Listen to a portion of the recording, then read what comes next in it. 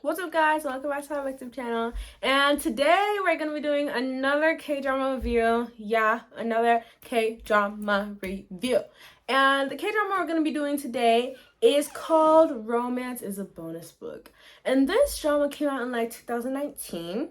And it literally has my entire heart. Like, I love this drama. I don't even know why I love this drama so much. I just do. It's just part of me now. Like, ever since I've watched it, like, it's been engraved in me. Like, already time for a rewatch, even though it probably hasn't even been like a month yet. But let me tell you what this drama is about. So Romance is a Bonus Book. There's basically this dude Eunho, and Eunho works for a pretty big publishing firm as the chief editor, and he's one of the founding members of the firm.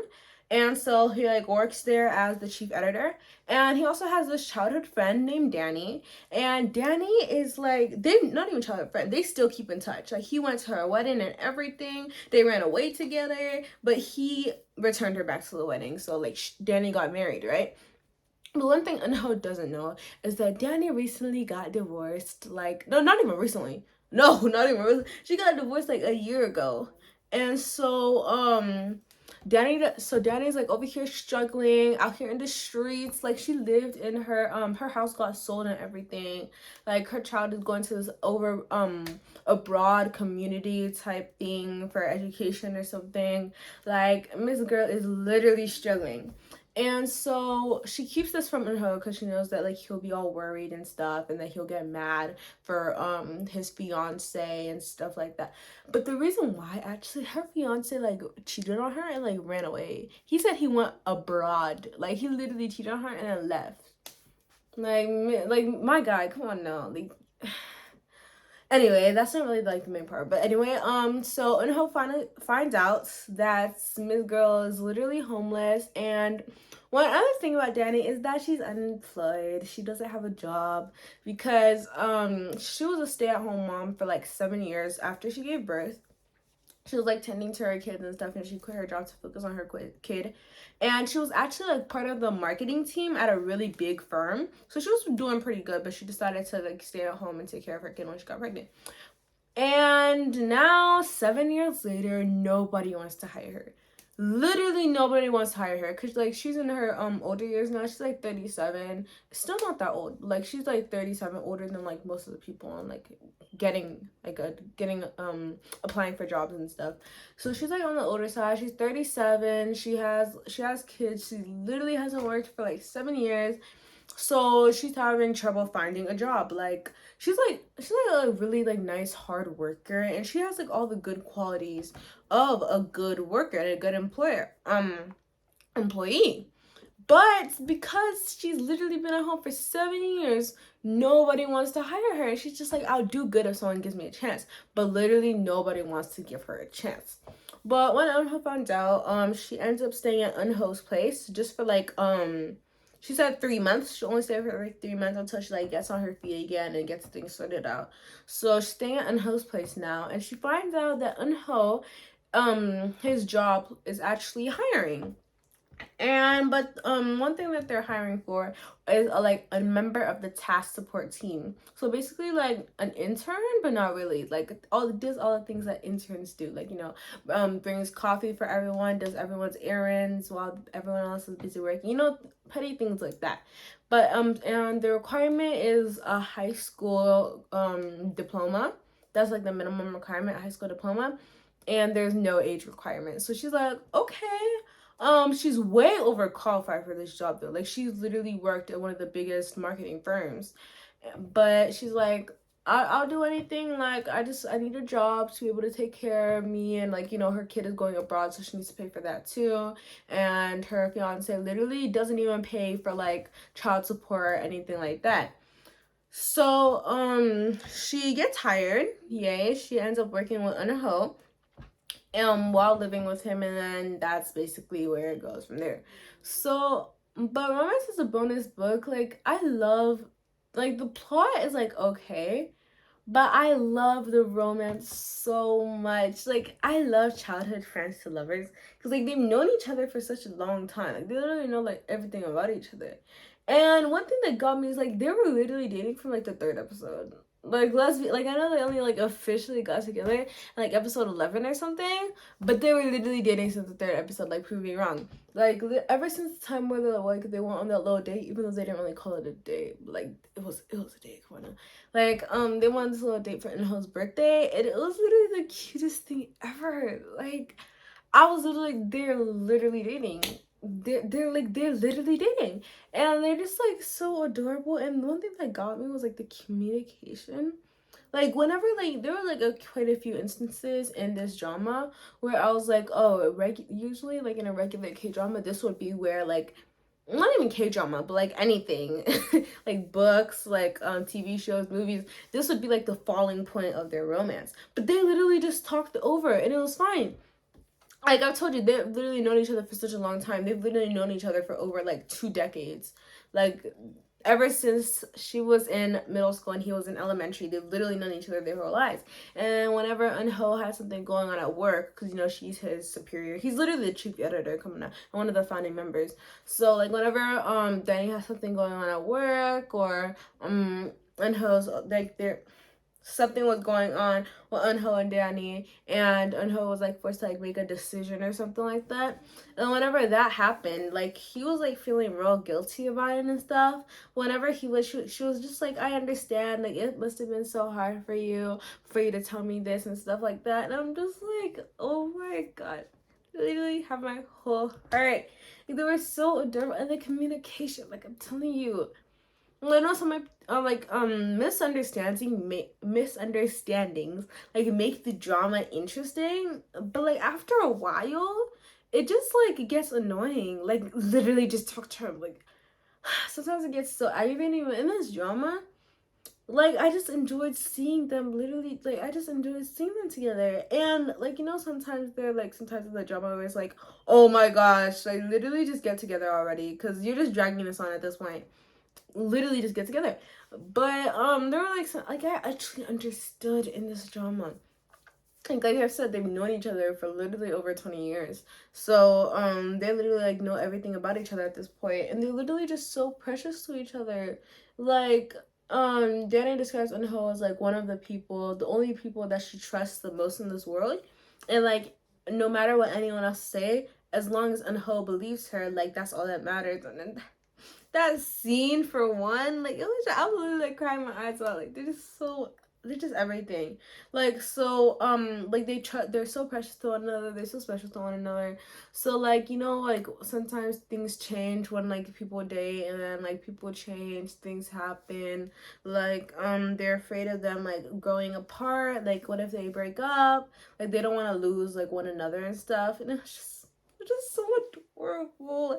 When they finally got together, they were just as cute as I expected them to be. Like, even though they were kind of the same. Like, I'm telling you, they've literally been dating since like the third episode. Like, when they finally got together, I was like, I don't really see any difference, but y'all are cute, so I don't really care. And there was like this little thing going on with this author, and it was kind of anticlimactic. Like, I just wanted that thing gone. Like, there was this thing going on with this author who's his dad, who's Eunho's dad, but not really his dad, and he's like dying, and like he didn't want the world to find out that he has like an illness and something. A whole bunch of stuff was going on, because K-drama was like, we need to have that little like romance rom-coms need to have that little like dark aspect to it, dark side plot, like type of thing, to like you gotta have a little bit of everything. So like if they don't like romance, they literally won't watch it, but they might watch it for that sliver bits of like I don't want to say thriller, because that feels like a hyperbole, but like yeah, let's say like that little bit of thriller that they have in like every rom-com. But like that thing with the author, if you know, you don't, if you don't. Like, I was just like, what is going like what is going on? And I was so upset when they actually made him his son. Cause that was so obvious. Like I was like, I swear if they actually make him his son, like, are you serious right now? And they did, and I was like, am I supposed to be surprised right now? Like it was kind of obvious. Like I've watched enough shows to know what's gonna happen and who's gonna say what and things like that. That's why I like really, really like. That's why I've been starting to get more into like thriller dramas. like thriller dramas with that hint of romance. You know what I'm saying? Like ever since Vincenzo, like I've literally been getting into like thriller dramas with that little touch of romance because it just spices it up, you know? Like romance is a side plot instead of romance is the main plot. And I've been starting to drop a lot of dramas too. Like, and I was like, why do I drop all of these dramas? Like Our Beloved Summer, that I'm sorry. I was so annoyed because of them. Like I was like, oh my gosh, just break up. Like y'all are already breaking up. Like why are you trying to get us together? Like and then everyone like I went on TikTok like I usually do. Like I usually go on TikTok and like get recommendations from random people on the internet to know whether I want to watch this or not. And literally everyone in the comments was like, Our Beloved Summer was so good. Watch Our Beloved Summer, best drama of 2022. And I'm just like, did we watch the same drama? Or because I could not fit, like, I started, I continued on from where I left off, and then I stopped it for 30 minutes, and then I don't even care anymore. I have other better dramas to watch that I actually genuinely want to watch. Like right now I'm watching Lawless Warrior, and I also have Doom at Your Service on my to watch list, and Strong Woman Do Bong Soon, and Descendants of the Sun, and Tale of the Nine-Tailed, dramas like that. So like I kind of trying to want to get into those. And I also started Abyss, and I dropped that one because I was so annoyed. Like I was like, why did you revive him? Like you literally revived a serial killer for the second time. Let's be for real. Let's just use our little brain cells, shall we? Like even if she died, like you could literally just revive her again. Like, did you guys not think of that? Like, even if Soyeon died, like in the little freezer thing towards the last few episodes, you could literally just revive her again. The only option wasn't reviving the serial killer for the second. I know he's technically not the serial killer. He's a serial killer. I don't care. He aided in it. He counts. Like, you really decided to revive. Like, and he was over here crying and everything, and I was like, are you serious? Like, Heejin is literally the only reason why I kept on watching that. I'm getting so annoyed around. But Heejin is literally the only reason why I watched Abyss. Like, actually, I watched it for Anho Sub, but like, I continue watching it because of Heejin. And she literally did all of this. She was like, okay, I might go to jail for running him over with a car, but let's do it anyway. Because he literally put my mom's body in a suitcase and dropped him. Disposal of the body. Like, she couldn't even have a funeral. She couldn't even revive her. Like, and she was like, okay, like all of that pain that he just went through to decide to literally murder him. And then you just throw all of that away and just revive her? Like, I know you don't love Heejin, but isn't this a little disrespectful? Like, I was just getting so annoyed. I was like, thinking about all Heejin went through. Like, and then literally she literally saw her mother's body get like disposed right in front of her. And she literally murders him, and she's like, okay, it's all over. I got my revenge. But no, because Mr. Sir here decided he needed to revive her. And I'm just like, I dropped after the 14th. Like, I could not do it anymore. I'm so annoyed. Oh my god. And I go on TikTok and seeing all these comments talking about some Abyss was so good. Like, Abyss is like, okay, like, and you can be you, I guess. But yeah, watch Romance is a Bonus Book. Watch Abyss if you want to. Watch, what was the other drama I was talking about? Our Beloved Summer, Our Beloved Summer if you want to. And I'm thinking about watching 20th Century Girl because everyone was talking about it, and I already know. Spoiler. If you want to watch 20th Century Girl and you haven't already seen the spoiler, then don't watch. I'm not even sure if this is a spoiler or not, but like, just in case. Okay, spoiler for 20th Century Girl. Leave now. Anyway, I already know that he dies at the end, and like she doesn't get to read his letter or whatever. I don't even know what they're talking about. I haven't watched it. And they're talking about she like thought her first love goes to her, but he actually died.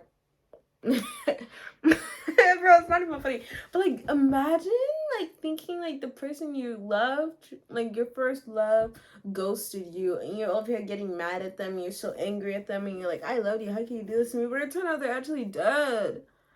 Whoa, like that's literally terrible. Like, anyway, that's 20th Century Girl, and that's the ending. Like, and it's the ending too. So like we watch all their cute romance develop. We see her grow, and then he just reveals to us that he's dead. Like, be so for real. Like, you directors, who came up with this idea? Because y'all are evil for real. How could you think of something like that? Like, I know some people are still struggling to get over 25, 21. It really wasn't that bad. Like, maybe it's just like me, unpopular opinion alert. It really wasn't that, like, I was literally forcing myself to cry because it was so hyped up. Like, I'm not even kidding. Like, I was watching on my TV, right? And I was like, oh, I'm like forcing myself to cry. Like, and inside my head I was just thinking, like, this isn't that deep. Like, I know the breakups, and like, it was kind of sad. I could feel like a little bit of tears prickling in my eyes because they're just like, they were so adorable together. And I just felt a little bit of my tears prickling in my eyes and a little, but it wasn't like bawling my eyes out, using up all my tissues type of situation. But you know, some people are more sensitive than others, so that's that. But I was like, I don't even know why I'm talking. I was like bawling at the end of Vincenzo because I was sad the drama was over. and Alchemy of Souls too. Alchemy of Souls. Man, it was so funny. Oh my gosh. Like, oh my gosh. Bro. Oh, they just dropped on my head. Ignore that. Okay. Anyway. But Alchemy of Souls, I was watching the ending of Alchemy of Souls. And spoiler. If you plan to watch Alchemy of Souls, if you haven't watched Alchemy of Souls yet, leave now. Bye. Annyeong. Anyway. But I was watching Alchemy of Souls, and when she stabbed him, I was over here crying my eyes out. I was like, why would you do this? And I was over here, I was so angry at Jinwoo. And I was like, Crown Prince, I swear if you betray her because she doesn't love you, boo-hoo, like, cry yourself a river, like, ugh. Like, oh my gosh, I was like, I swear if you betray her because she didn't love you and you conspire with this treasonist, like, I don't even know if that's the correct term, this treasonist, like, you're better than this. Like, when she stabbed him, when she was about to, like, jump over the grave of the soul shifters or something, I was literally crying my eyes out. Like, I literally could not see. Like, I was trying to watch it, but I literally could not see because, like, my tears were covering my eyes, and I was up here wiping my tears while trying to see what was going on. And after I actually realized what was going on, I continued crying. Like, we only have 1 month left, guys. AOS fans, we have 1 month left. Like, only 1 month. It's just so close. I can literally touch it. Like, it's so, like, I can feel Alchemy of Souls. I know they said season 2, but they just add, on Netflix, they just added, like, 21, 22, episode 23, episode 24, all the way to episode 30, and they're, like, coming in December. When?